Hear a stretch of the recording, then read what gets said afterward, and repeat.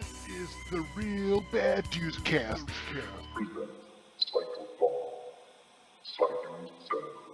We all go a little mad sometimes.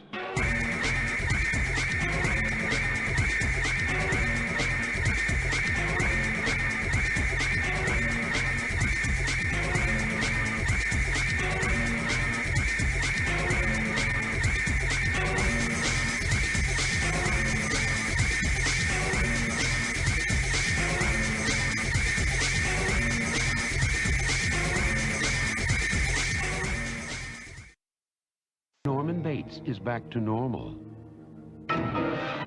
But Mother's off her rocker. Again.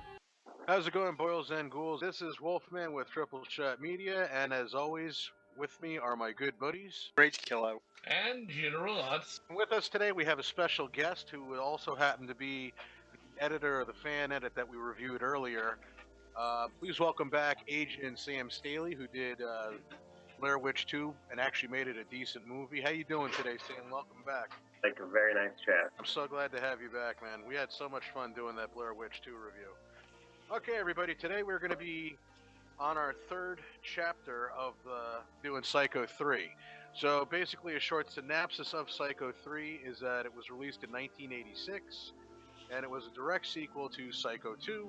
Of course, we have Anthony Perkins in the lead role playing Norman Bates, and we have an entirely new cast, basically, starting with Diana Scarwood playing Maureen, and then we have Jeff Fahey playing Dwayne, his friends call him Duke, and we got Roberta Maxwell playing an investigative reporter. Most people didn't really particularly care for this because it probably had that stigma back in the 80s of slasher movies always being terrible in the threes.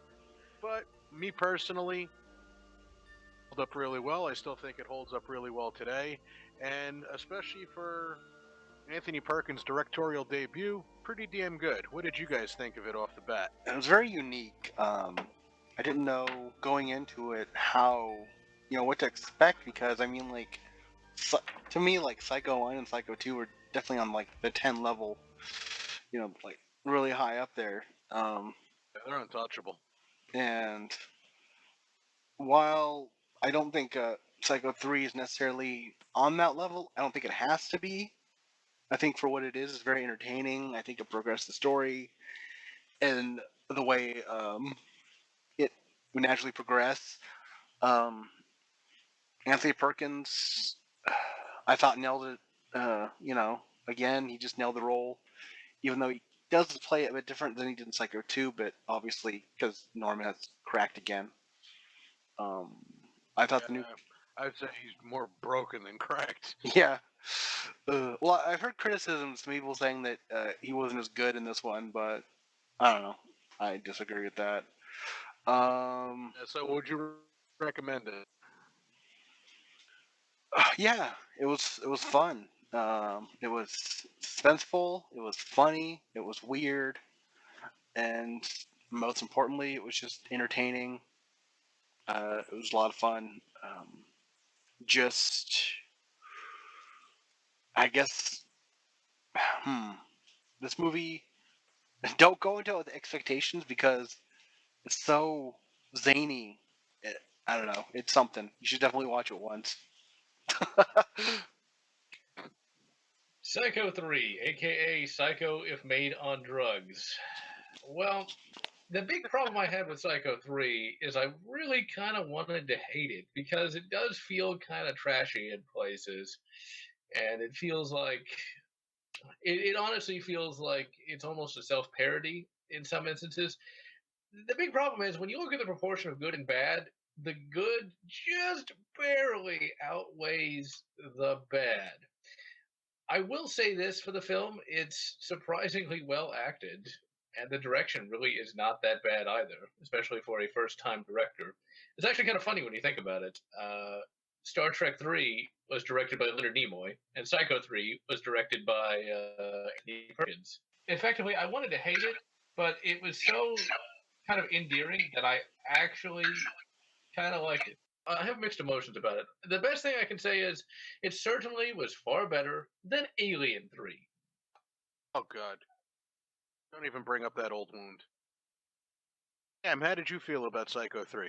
thing is, the Psycho films, they're like part of my childhood. You know, like I grew up watching them, and for a very long time when I was a kid, Psycho 3 was my favorite Psycho because it's more like a traditional kind of slasher film. You know, you have like more. I think we have more death scenes in the third part, and they're more violent, and you see more blood. You know, it's almost like if Norman fell in a Friday the 13th movie. You know, like so. I mean, when I was growing up, it was like I thought it was a blast. You know, it was like it was my favorite Psycho movie. I would watch it even more than the first one that I liked, but it was like one more. It was more like a thriller, you know. It wasn't like a horror film like the ones that I was used to, like a bloody film or anything. So for a long time, Psycho 3 was my favorite Psycho of the franchise. But now, of course, I'm a grown up and my taste changed a lot. And so, of course, my favorite is the original. It's just a masterpiece. But I mean, I still enjoy Psycho 3 quite a bit. You know, it's a film that, just like General Lott said, there's a lot of trashy things in it, but there's a lot in it that I like. You know, like the way Tony Perkins portrays Norman this time. It's a little bit different from the other films. Now he has like this stutter every time he's talking. You know, like I didn't mean it. I didn't want it. You know, like I think that's like Sorry. Honestly, it kind of made me think of Reginald Barkley from Star Trek TNG when he did that. It's like when Reginald Barkley goes wrong. I'd say it's because even though Norman is what 40s or 50s by now, he's like or maybe older. He's still like a little boy, you know, trapped in his body because of the whole mother grip on him. yeah, but that's the thing that I love about it. It's just that he's like a man on his 40s, you know, and he's so like he acts like this stuttering kid who's terrified of his mother, and he just did a bad thing. And no, I didn't mean it. I mean, I didn't want it to kill him. I'm sorry, mother. And he's like a 40-year-old dude, you know. I know, So I mean, like this is the movie where like it really feels like he's trying to get a girlfriend. yeah, I think in the second one, Mary was more kind of motherly to him than like an actual like relationship. But this one, yeah, he found someone that's kind of screwed up as well, and they're really clicking, and it's just like, oh, you really see the torment. yeah. For me, that was the perfect storm. Two screwed up individuals coming together and they're trying to somehow fix one another. I guess is how you Yeah. can sum it up. Now, of course, wasn't there an alternate cut where it turned out he was actually Deadpool? Or I might just be imagining that. Deadpool? Exactly. I don't know. Who's got their IMDb's open? That I was joking. No, so was I. I see. That's a recommend all across the board for everybody. Yeah. I'd say, I mean, if you've already seen Psycho 1 and 2, you might as well watch the rest. But I don't think this is going to be disappointing. But just, this is definitely through the eyes of a crazy person in a way, the way everything kind of flows, Go into it thinking it's Psycho on crack. Yeah, for me it's a recommend as well. Me as well, and I guess you could find this one a little easier to get into on some aspects. As an adult, obviously you learn to appreciate things a lot more, but as say younger and I guess having a little less control over your ADD, this one is a bit easier to get into because it's got calling a movie fun because it's just like, oh, this movie is fun, but it's easier to get into because there's more going on. It's a lot less cerebral, so I guess you could say there's more action, even though there's not really action. And there's not really many other places that you could have taken this story. Yeah, Anthony Perkins, they knocked it out of the park for a first attempt as a director. And continuing a character like this, I'd say, once again, like in Psycho 2, he slipped back into the role pretty seamlessly. right. Quite a bit, and we'll get into that a little later. And Perkins must age well because he was actually 54 when he did Psycho 3. Wow. Well, Ned Flanders is in his 60s, and look at him. Either that or Anthony was moonlighting as a vampire. Maybe so. All right, so we'll move on to the. Spoiler time. All right, so Psycho 3 takes place pretty much, I want to say a few months after the events of Psycho 2. Yeah, you're right. And I love that direction where it just takes place after. It feels like a true sequel. Hmm. I mean, when you take one movie and it's like 20 years later and it doesn't feel like it, it's just it's so much easier to get back into the world that way. The, But they match up stuff really well. You see the book that Mary had on the ground. the fingerprints Yeah. on the window from the boy, and then but the movie starts off with a literal bang. So before the Universal logo is even gone, you hear someone screaming, "There is no God!" Which they axed that in the TV version because we can't have that. God forbid. No pun intended. I gotta say this though about that scene. My brain immediately went to King of the Hill. To be perfectly honest, I don't know why. That's interesting. Oh, yeah. So it starts off in a nun's convent where we see the distraught Maureen. Blah. To fix that in post too, Maureen Coyle. Yeah. Yeah. So we got to just. So we start off in a nun's convent where a distraught Maureen Coyle is standing at the top of a bell tower, and she's screaming at a bunch of nuns basically that she's given up on her faith. And some nuns are trying to talk her out of it, while other nuns are telling her how wicked she is. And that's to say to someone who's distraught that you're a rotten human being and that you should burn in hell. Hell for this, you hear me? You burn in hell.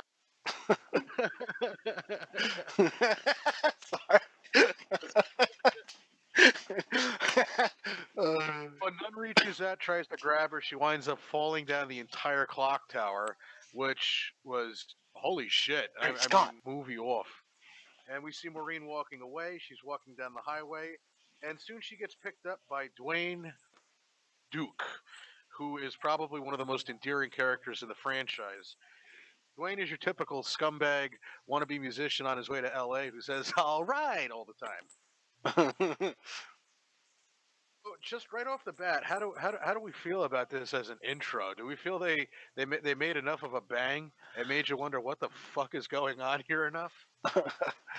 Yeah, it was like definitely unexpected because throughout the second movie we're definitely stuck in that location. So to see like a different location at the beginning, for the most part, it was like, huh, okay.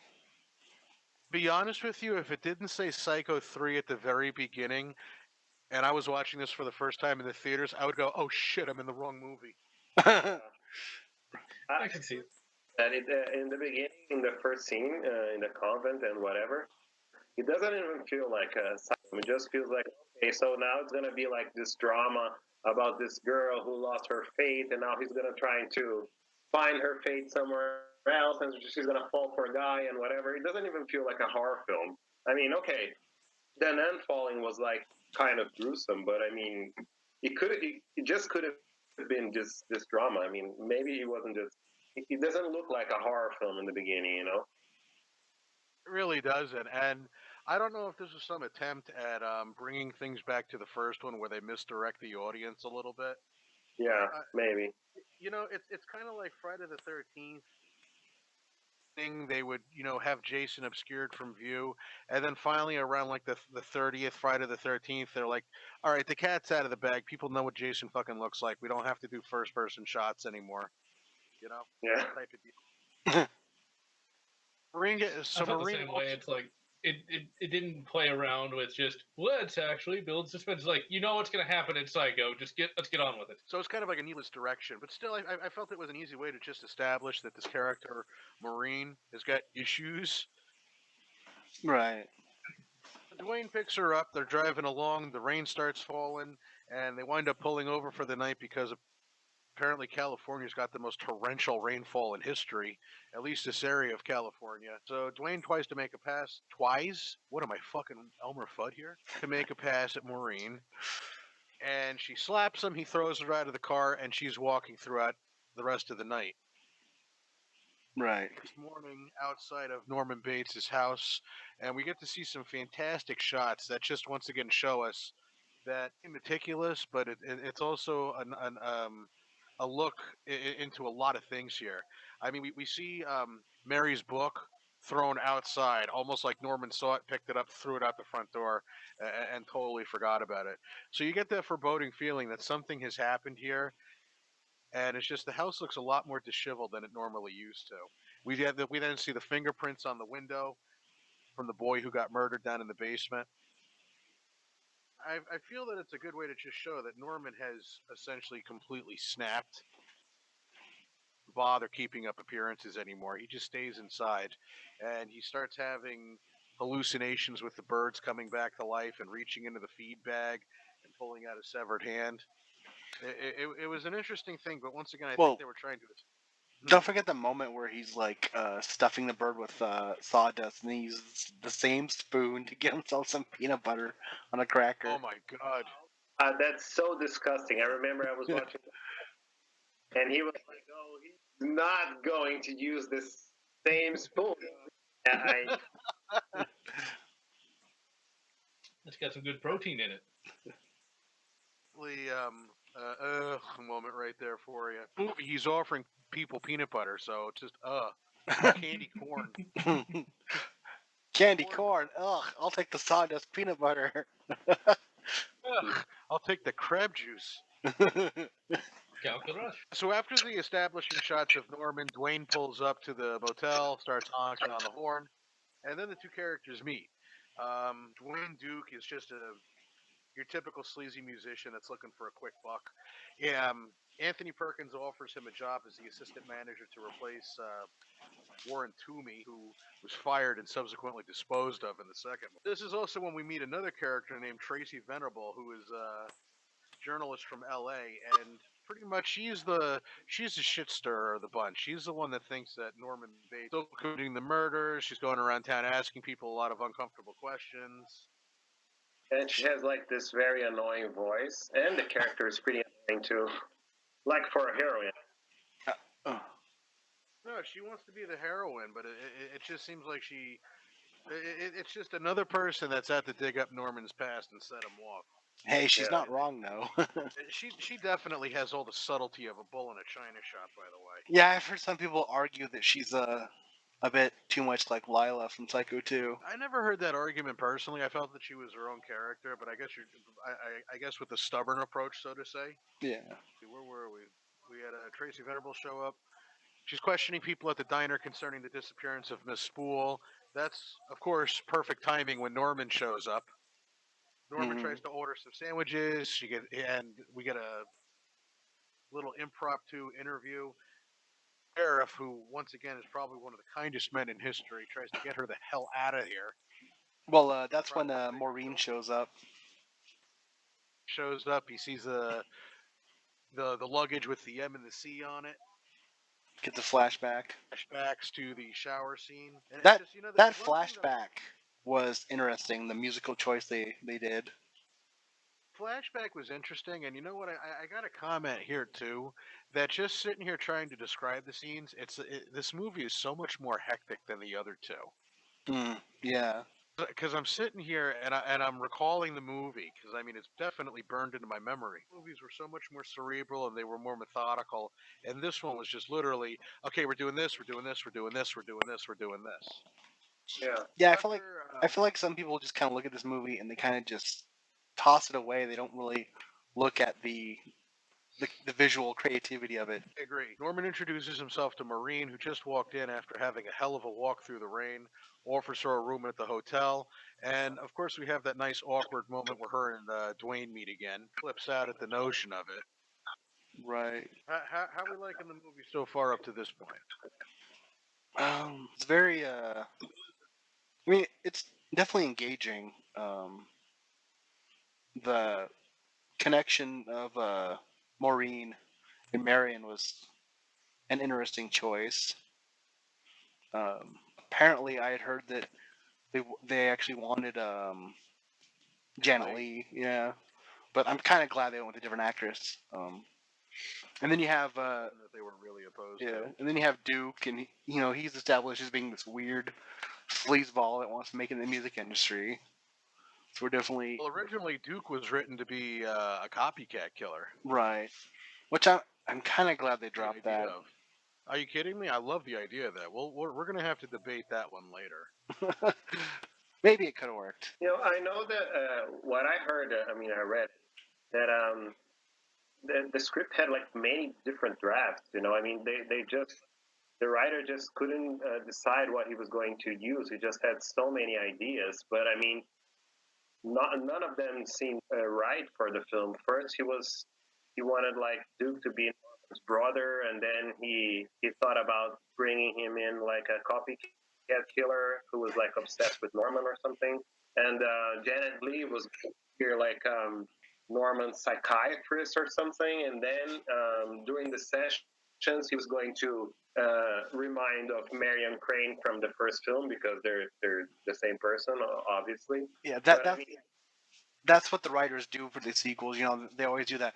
What if, just like Halloween 2, like, what if he was her brother, just like this. What if Duke was Norman's long lost cousin, brother, They're always afraid of making a connection to the original in some way, shape, or form.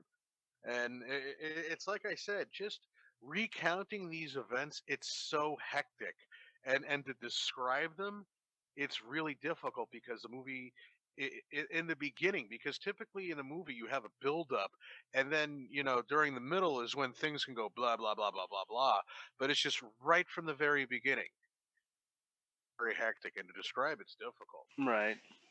And talking about how it feels like there's a bunch of different ideas going at once. It really does feel that way. It does, especially early on, feel a bit disjointed.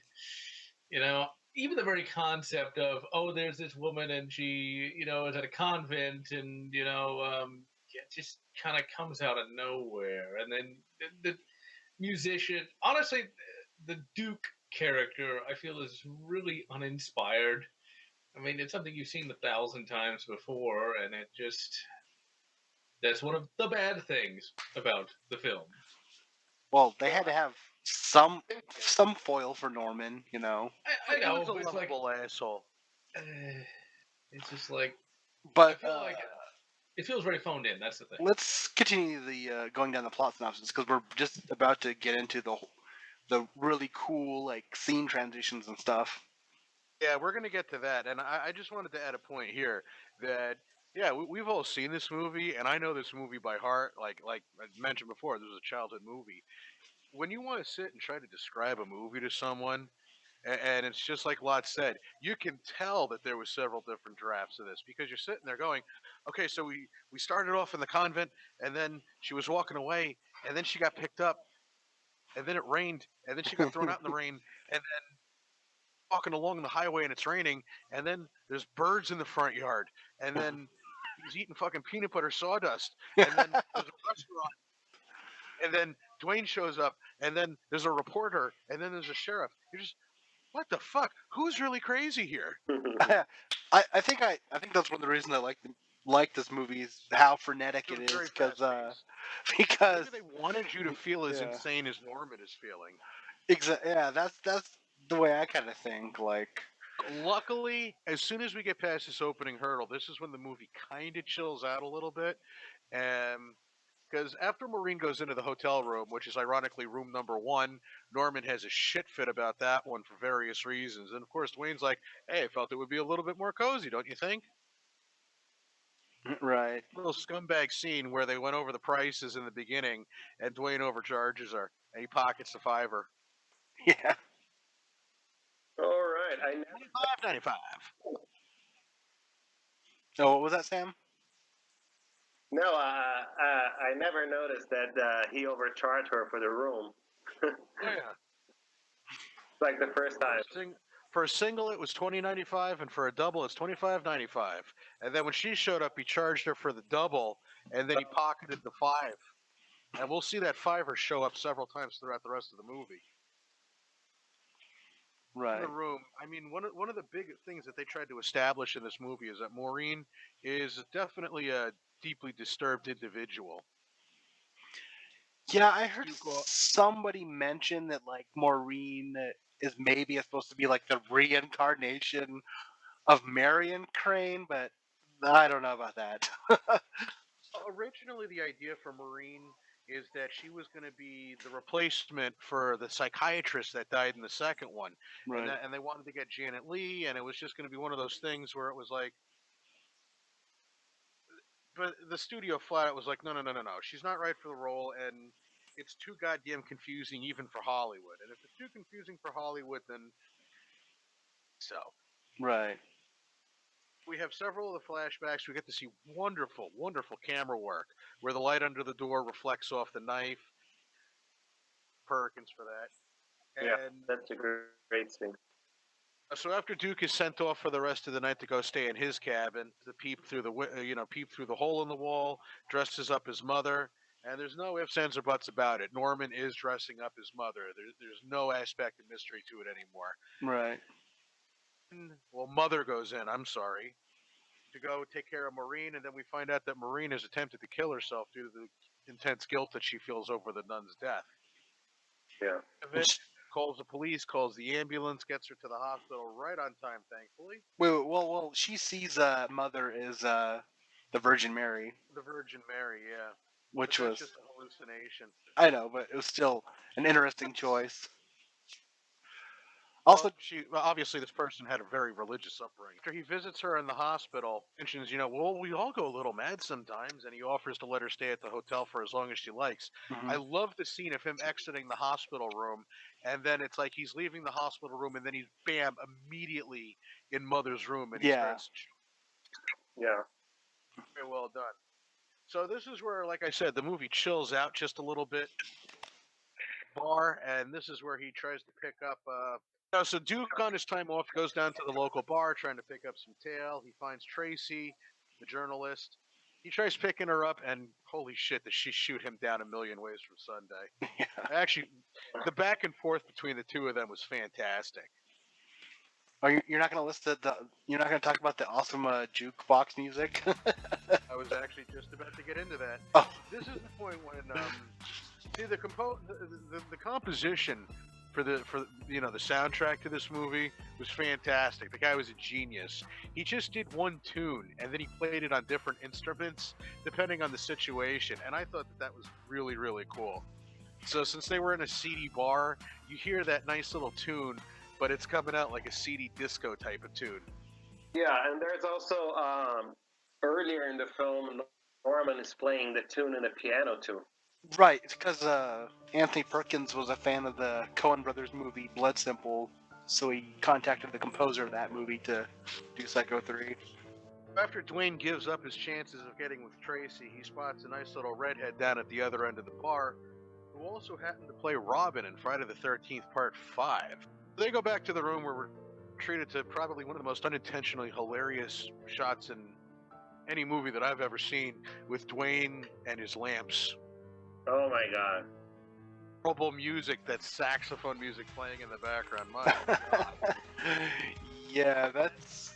Didn't age very well, I'm afraid. I mean, that's just... There was no age to that, my friend. That shit needed to be put back in the oven. It was not done yet. That was just bad. Paige, please splice that in for the audience to hear. That's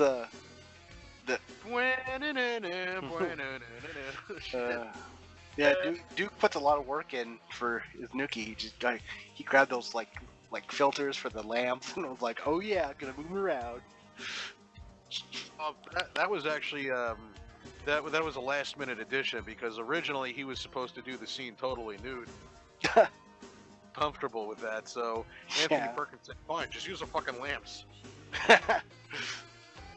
Being pretty bad there.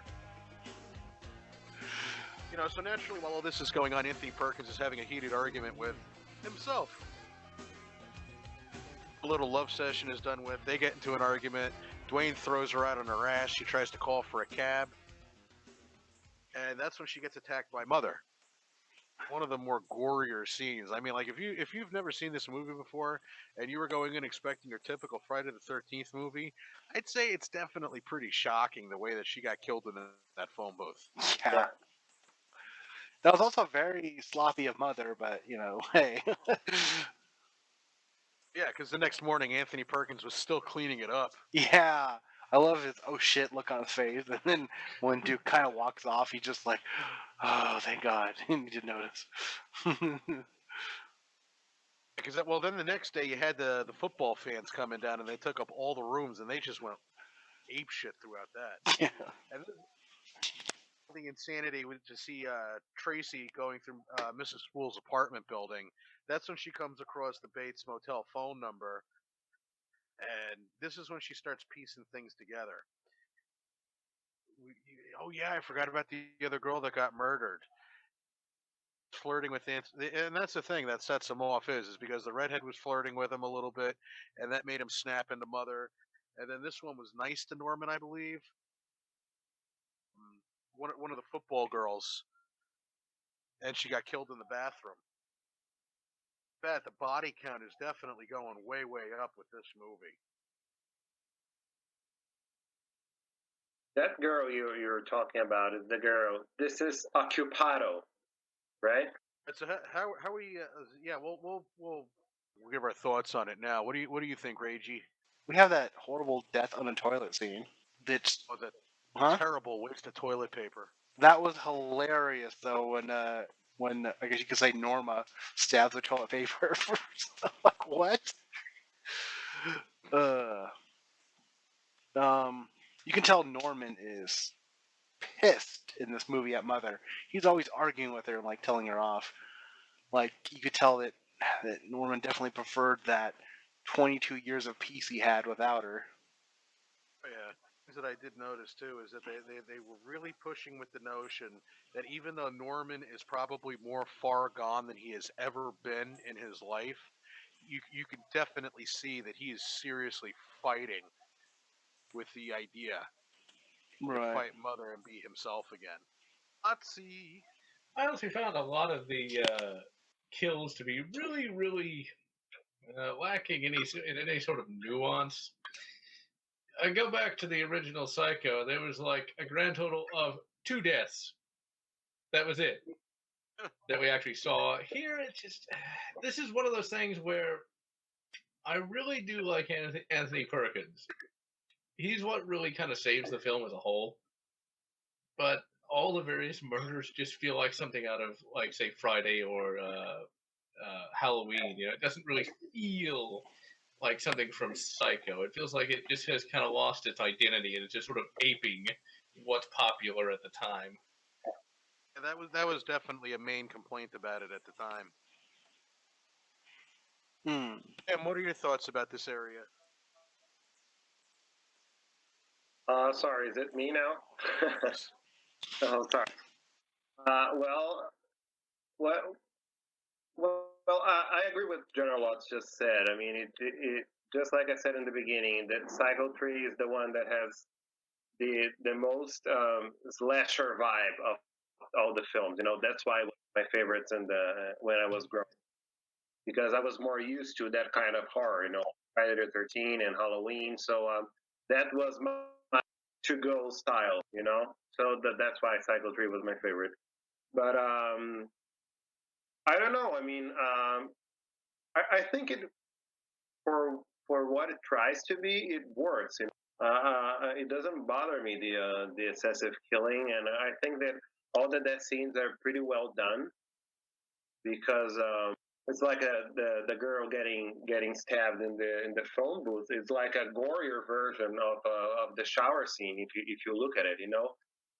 And Tony Perkins even tried to use the same angles that Hitchcock used for the shower scene. So it's like a gorier homage, you know. So I mean, it's not just the average Friday the 13th kill, you know. It does have some thought in it, you know. So I don't know. Absolutely right. So I like it. I mean, I don't think it's just like, I mean, it does have more of a slasher vibe, but it's not just slasher, you know. That's what I'm trying to say. Well, just because you don't It's not just see mindless killing. that, and just because you don't More, but see it's the mindless. body count in Psycho 1, doesn't mean he doesn't have. We don't know the history.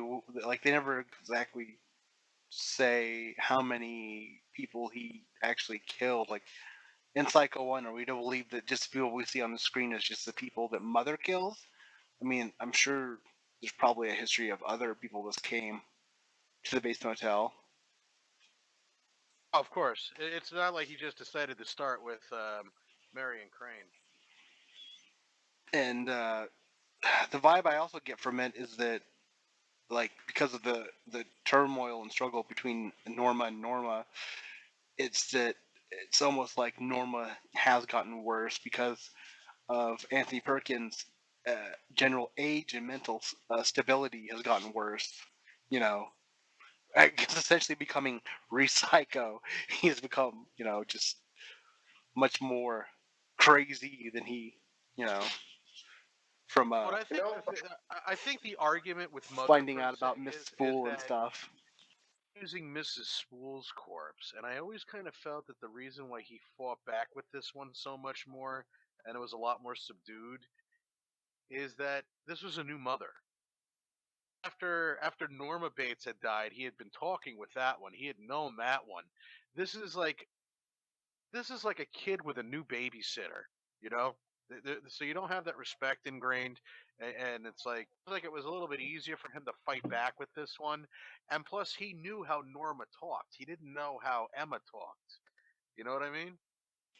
yeah, but I mean, in Norman's mind, he thinks that Mrs. Spool is his real mother. So I mean, he should have respect towards her because he think, okay, so this is my real mother. I mean, she didn't raise me, but she does have the mother figure. I mean, I actually came out of her, so she is my mother. So I mean, yeah, I mean, she's not Norma, but I mean, he is his mother in his head. So I mean, I think the respect is there too. You know? I'd say it's kind of there, but it's almost like every movie that we've ever seen where a kid meets a long lost parent, where there's always that beginning turmoil thing, you know? Yeah. I It's think like if you watch Over the Top, you had Sylvester Stallone arguing with that punk ass kid.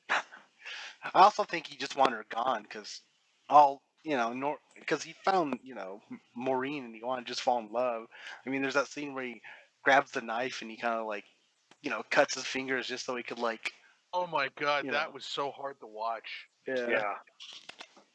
Like when he punched his hand down on that banister, when she Norman, and then he does that. I was just, oh, that's bad. You can actually feel the pain when he punches the knife. You Oh know. yeah. I can agree with that. Now here comes the where the movie really heats up at this point. After Tracy, I can't pronounce her last name, Miss Venable. After Tracy Venable finds the phone number written repeatedly over like a bunch of magazines. This is when she starts to put the pieces together. More questions, and this is when the police have also showed up at the house because of the missing girl from the football party. And I will never forget this scene. Starts causing shit. The sheriff is trying to get rid of her, and he's eating ice out of the ice bucket. And the body's in there, and once he grabs the one ice cube that was next to her hand and it was bloody, even Norman's like, Oh, by the way, that wasn't a dummy. Favorite no, scene. that was really her in there. Yeah, that wasn't blue makeup. Oh no, it wasn't. Damn. Talk about dying for your craft, you know. Yeah. Venable has a talk with Maureen about Norman's past, and this is when Maureen runs off with the psychiatrist from the hospital, and they have a little back and forth, and this is when Maureen decides that she really truly loves Norman, and she convinces herself that they can both help each other, and she leaves against all common sense and against the priest's wishes. She takes off to go find Norman. At the same time, when the police are walking through the house, Norman, of course, is afraid that they're going to find Mrs. Spool's corpse, but turns out Mrs. Spool's body is gone. Police leave, and this is when Norman finds a note which says, "Come to cabin 12, mother." Goes in there, and this is when we find Dwayne, who, asshole, he was pretty reserved throughout the whole movie. But now Dwayne has gone totally batshit. Got Well, Woody Woodpecker playing in the background, the room's all red, and Dwayne is just sweating profusely.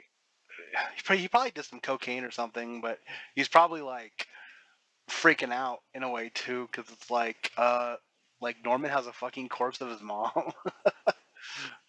Oh, because he was let in on a lot of the information when he had the bar thing.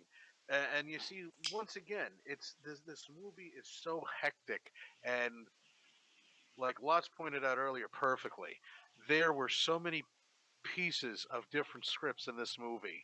His acting in that room just suddenly go like that and wind up like that. This to me, I felt was from the idea that Dwayne was a copycat killer and that he was nuts. Yeah. Just the way that he was acting and the way that he carries himself. So Dwayne says, "Give me some money. You could just sell an acre." Get into a fight and famously gets an ashtray bashed over his head. Then he gets the guitar hit over his head. And of course, this is a running joke that I wish I had remembered to bring up earlier. But throughout the whole movie, someone's always messing with Dwayne's guitar. And then, in total Clint Eastwood fashion, watch the guitar. Yeah. It gets loaded up into the trunk, and Norman plans on driving Dwayne out into the swamp. And this is when Dwayne wakes up in the back seat, grabs a hold of Norman, and they drive into the swamp. And this scene really stood out to me because it was like you've always heard about the swamp, a build up about it. Well, he threw the bodies in the swamp. Now we're in that swamp. It's something that we've been hearing about for years. Is this swamp, and now the car is in the water, and it's just like what's in that water, and it was really pretty shocking the first time that you see it when Duke gets drowned and then Anthony Perkins tries escaping and he comes across Red's body. Right. It was definitely a very, very, very intense scene. Yeah. Which then leads into the finale. And this is when we get to the finale where Tracy goes up and meets the original owner of the diner because the whole movie she's just asking questions. Right. And she conveniently shows up at the end to nicely fuck everything up for everybody.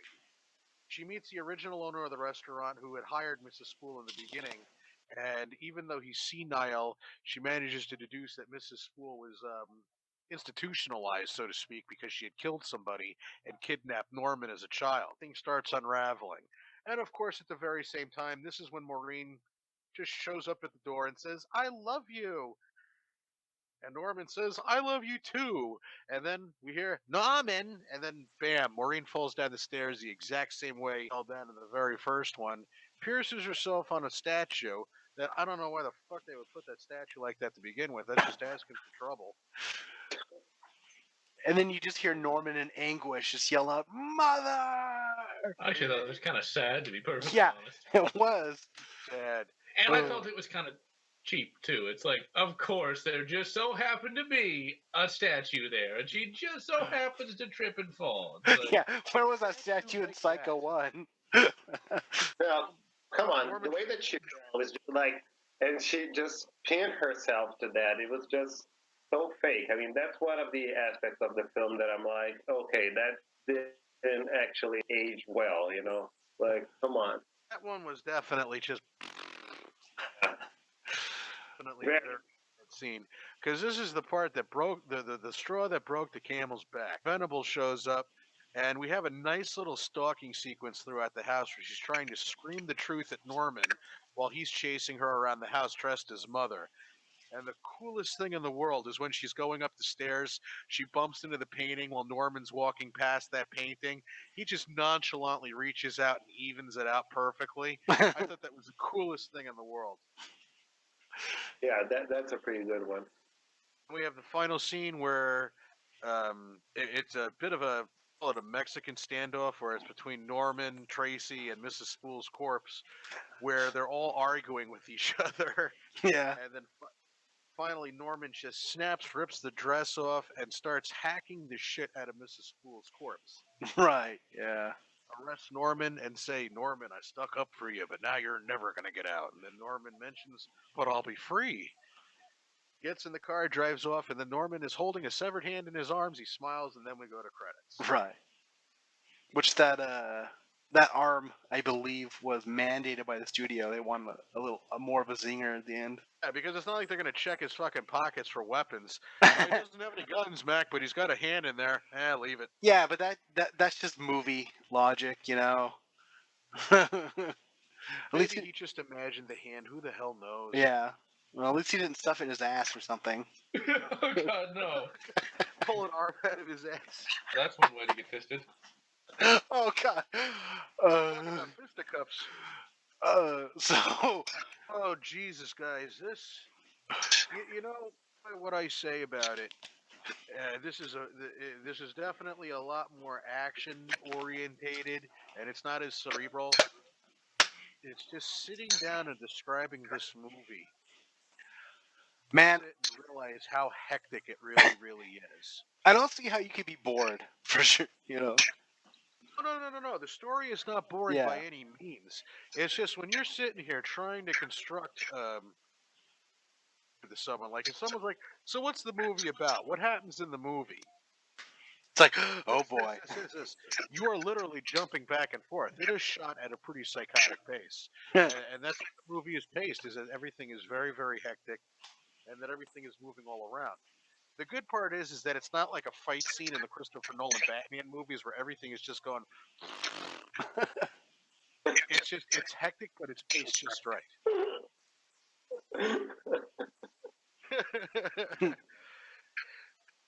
So, guys, that was Psycho 3, and let's get into more in-depth thoughts about the movie. So as a whole, Ragey, how do you feel about it? I would say that you always get those people that complain about movies and sequels, and they complain that like there's no originality. It's always the same thing over and over again. Well, you should definitely, of course, watch the original and watch the Psycho sequels because at least they do something original with each one. Yeah. Psycho 3 is a definite recommendation because it's fun, it's crazy, it's sad, it's Everything. No, instead of Psycho, they should have called this ADD. um. Hey Sam, what do they call the Psycho movies in Brazil? Because Ah, see, I read it wrong. I thought it was Psychos. no, it's yeah, it's hard to pronounce if you're not a native speaker, but it's psychose. Ah. I'm not even going to try to pronounce that. In the So, case of it's psychose phase, cycle 3. so continuing the overall thoughts and whatnot, I guess. So lots. Oh, dearie me. This, okay, it's really kind of hard to. You sound like you're still processing what you watched. It's almost like you need a few days. Yeah. Well, okay, watching it is Well- one thing. Hearing somebody talk about it is another. Mhm. It is every bit as scatterbrained as it sounds. It literally is one of the most scatterbrained films ever, and it's easy to see that it likely was cobbled together from a bunch of different screenplays. And what we eventually got was, I don't know if I'd say it's like a psycho movie, but I will say this: it's one of those where I think there might have been some meddling from the studio. Studio definitely messed with it a lot. Because you can see it. What I always like to say is there's usually the bones of something good in a movie like this, and you can kind of see the bones of something good. But I think there's three things at work. One, there was likely a good screenplay. That screenplay was probably butchered and turned into this Frankenstein's monster of a movie that has bits from the studio and has bits from, I think, Anthony Perkins and probably a variety of other people trying to be artistic. Uh, the kill with his like potential love interest, I think is one of those things where they were trying to be artistic. It's like, and then she dies by falling on the statue of Cupid, and like that'll be like really, symbolic, man. Yeah. I think they Poetic, had, like, man. Well, it was paying homage to the first one, and yeah. well, okay, Before but it's a step. Stairs is an homage. Falling down, a lover falling on the Cupid's arrow. Yeah. Come on. I get the feeling that they're like in a room, the writer's room, right? There's this giant bowl of an undiscernible substance, and they're like just like, what if she died like falling on the statue of Cupid, man? It's like that's like deep. It's little So things like edgy. that. Like they just had a bowl full of like pieces of paper with shit written on it, and it was like someone jammed their hand in. How is this one gonna die? Yeah, that's a good example. I mean, that does feel like what this movie was. Is like it was just like they shredded all the screenplays and they just like, okay, what do we do next? Reach They the ball. pieced it all together. Yeah, It's like Danny DeVito in Batman Returns when he held up the notes, and it was like a lot of patience and a lot of tape. How do you know so much about American history? Well, I pieced it together mainly from sugar packets. Like they ate some sugar packets. Jesus Christ, the way this movie goes through. So, I can't say that I recommend it because see, here's the thing. Like if you can accept Psycho 3 into your heart, you might not hate it. But if you are a big fan of that first one, if you think the first one is like the greatest thing ever, there's a good chance you will find this to be the worst movie ever made. Because if you really hold Psycho 1 like above everything else, it's gonna be like, this is a betrayal. What about Psycho 2? Let's assume you even if you even know about Psycho 2 and you like hold that up, it's pretty high. You'll probably think like, yep, this is just another crappy sequel. Well, he likes Psycho too, so don't worry about that one.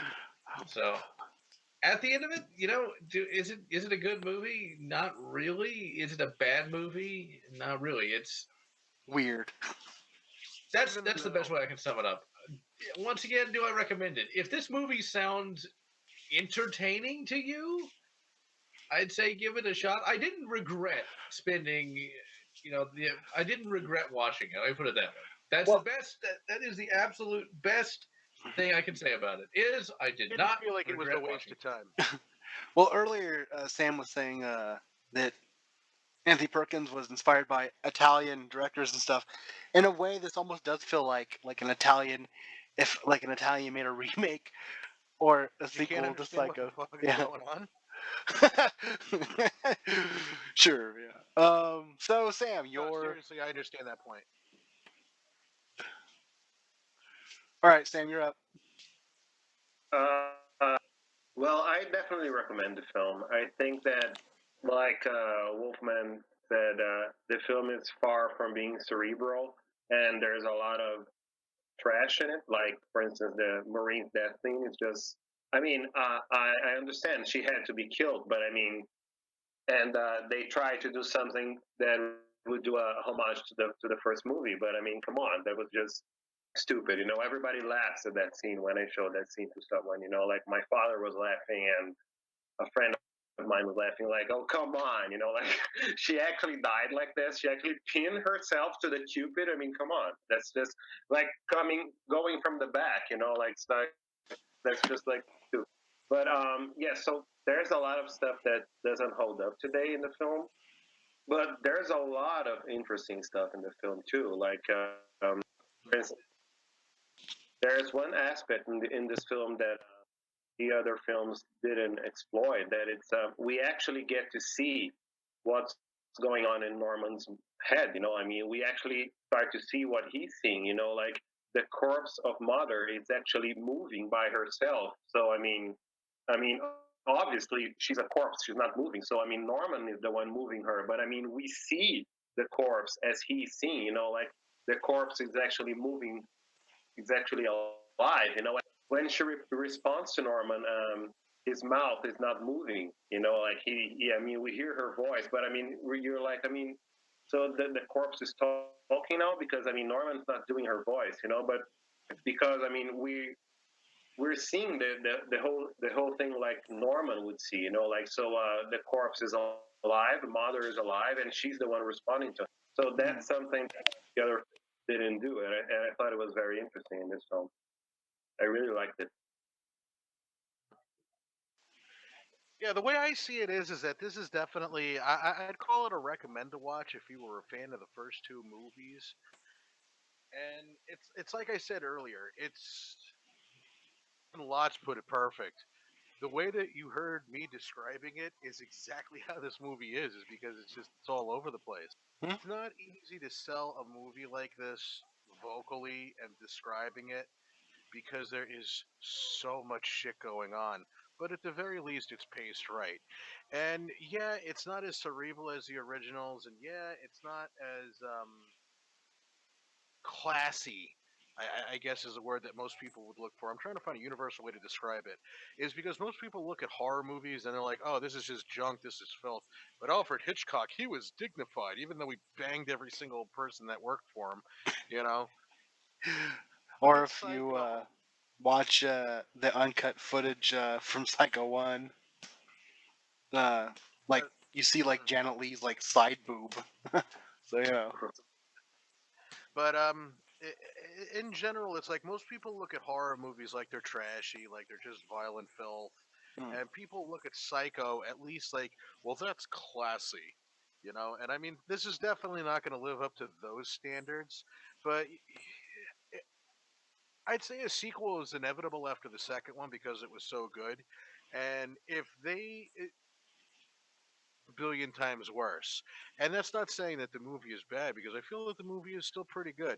Anthony Perkins, of course, is fantastic in his role as Norman. He took it in a new direction. The character of Norman itself in this one, it's definitely more like he's got no control over himself whatsoever. But at the same time, he's fighting for that control, which is something that he never did in the other ones. I mean, in the first one, he was just and then in the second one, he was cured, but you watched him going downhill. But it's almost like he didn't give a shit. He's just like, oh well, I'm just going fucking nuts again, you know. And in this one, it's like he's fighting other, fighting actively with, you know, the just everything that is inside of him. He And just I'm not wants really sure. someone in his life. He just wants happiness, you know. Peace. He wants someone in Yeah. his life that isn't his overbearing psychotic mother. You know, so it's. I'm not sure if the movie was paced that way so that we feel Norman's psychosis. Maybe it is one of those subliminal things where it is shot that way, or maybe it really is just that Frankenstein of different screen drafts shit. Because I mean, seriously, the way that the movie just carries along, it's done well, and maybe it's actually to Anthony Perkins' credit and the editor's credit. Holy shit! Applause to you if this is what it is. Is that it's like they were shooting several different types of movies for this, and they melded it all together somewhat cohesively. Because the story is cohesive.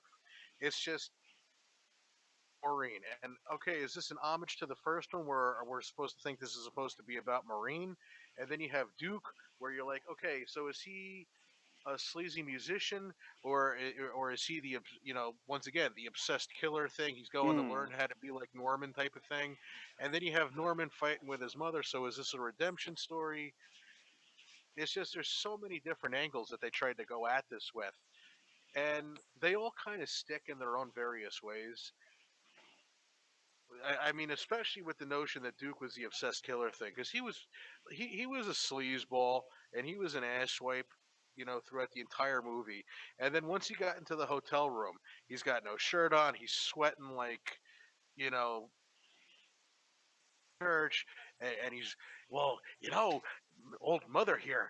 I'm the one that went ahead and saved her from you. He almost kind of reminds me of Chop Top in Texas Chainsaw Massacre Part Two. Yeah. You know, but it's just it's literally going, just looking out for you, Norman.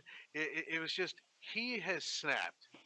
This isn't some guy sitting down saying, I know what's going on, and I won't tell anybody, but you need to give me money. He's sitting there going, geez, Norman, you can't begin to tell me that that house up there ain't worth some money, and all this land, you could just sell an acre. You know, he's fucking Looney Tunes at this point. And you got Woody Woodpecker laughing in the background.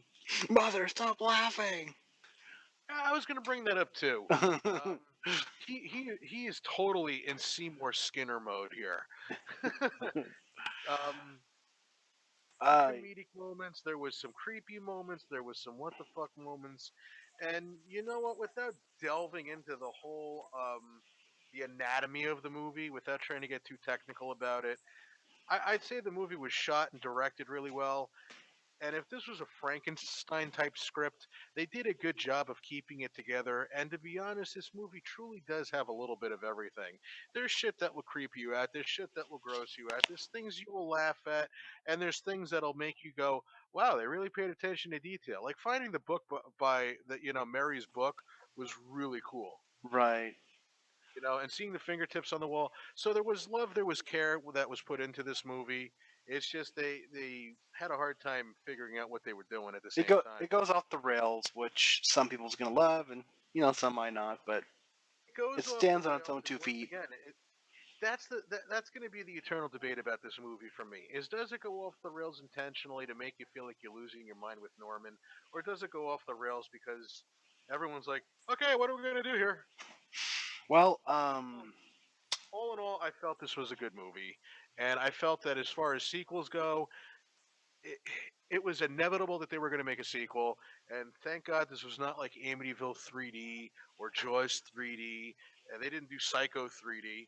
It was just most thirds in horror movies are god awful, and this one's not the best of the bunch, but when you consider how most horror movies do go downhill after a couple times, this one at least. But I think the lampshade scene in 3D would be awesome. Like oh God. It was for the ladies. I was gonna say, after we do Psycho 4, I'm definitely gonna try and seek out the Psycho Legacy documentary, which is a documentary that covers the production of Psycho 2, 3, and 4. Because I definitely want to see what they have to say behind the scenes I of want to see that, Psycho definitely. 3. And Psycho 4, that one, they attempted to do a prequel enclosure. They got the writer of the original to come back, and he kind of retcons 2 and 3, but we get to at least learn how Norman became Psycho. So yeah. Well, when we jump into Psycho 4, and even thinking about it now, yeah, which was made for Showtime.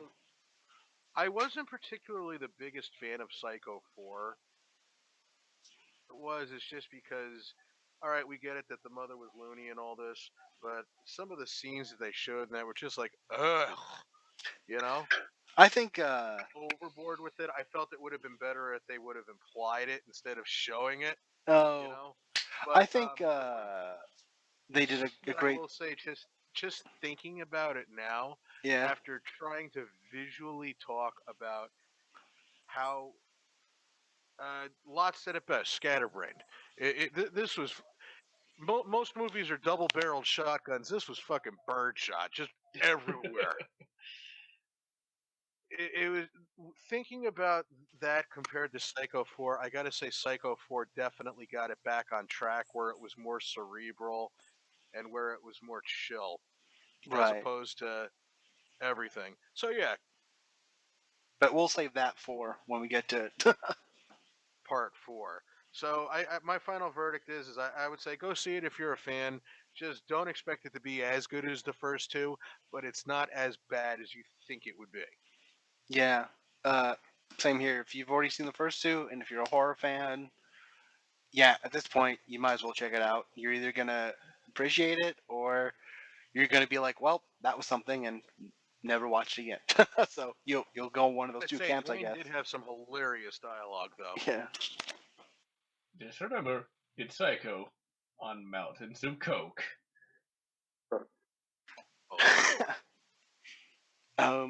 Can you just imagine if they didn't have mountains of coke? Oh, it was the 80s. Oh yeah. Ugh! Don't tell me you're one of those guys who farts and then rolls over and goes to sleep. Oh, I picked you up in a bar after one lousy drink. What do you want to do? Get married? You shitheel! Hey, I gotta go to work in a couple of hours. You just get out of here. You brought me here. Here's cab fare. Get out of here. It's so cheap. It is, but at least it beats a vibrator. Well, at least a vibrator gets me off, and then he throws her out the fucking door. What was the TV version again? It wasn't Vibrator or something else. Oh, in the edited TV version, she's like, "Well, at least I have feelings." And then he gets mad at that and throws her out. Oh, did you have feelings? How dare you have feelings? Get out of my room. if you're gonna dub a movie badly, put in something intelligent that would explain. It's like if somebody came back at me with, "Well, at least I have feelings." It's not going to make me get up like enraged and grab you and throw you at the door. Say something like, "It is, but it's better than nothing." And they could have just like dubbed it with something like, "Oh, well, that's what's between your ears" or something. It's just it would make a lot better sense than "At least I have feelings," because then he just grabs her and throws her out. I've got feelings. Yippee-ki-yay, Mr. Falcon. Damn it, I was gonna say that. Yippee-ki-yay, Mr. Falcon. It's from Die Hard 2 on TV. Or sticking your head up your toilet. Okay, kiddies, it has been fun. Tune in next time to the Real Bad Dudes, where we're going to review Psycho 4. The beginning. Until next time, this is the Wolfman. General Lots. Yeah, and Rage Kill It. Nobody And I likes want to him. give a special thanks for Agent Sam Stanley for joining us today. It's so good to have you back, my friend. It was great to be back. It's a real honor to be chatting with you guys. It's a real honor to have you back with us. We're gonna have to randomly chat with you more, because hey, why not? Yeah, Definitely. just give me a buzz. I mean, I'm always online and I'm to talk horror. I just love it. It's just you're like 7 hours ahead. Because he'll fucking hit you up at every moment of the day. Oh yeah, I would love that. Yeah, the problem is that I'm like it's like midnight here, so what? 6 hours ahead. Yeah, exactly. You're in the southern hemisphere. Which way does the water flow in your toilet? Oh my god, what do you mean? Like, It's a Simpsons reference. on the Simpsons, when they went to Australia, You can explain that one. on the Simpsons, when they go to Australia, it flows the other way, so they have a machine to make sure it flows the correct way. I remember that. Homer's hums. Liberty. Oh, that's brilliant. Hey, send Sam the link for the thing so he knows what we're talking about. He's like, what the fuck is wrong with these three? We're utterly insane. We went a little mad. Well, this is Wolfman's Got Nards, and you're not.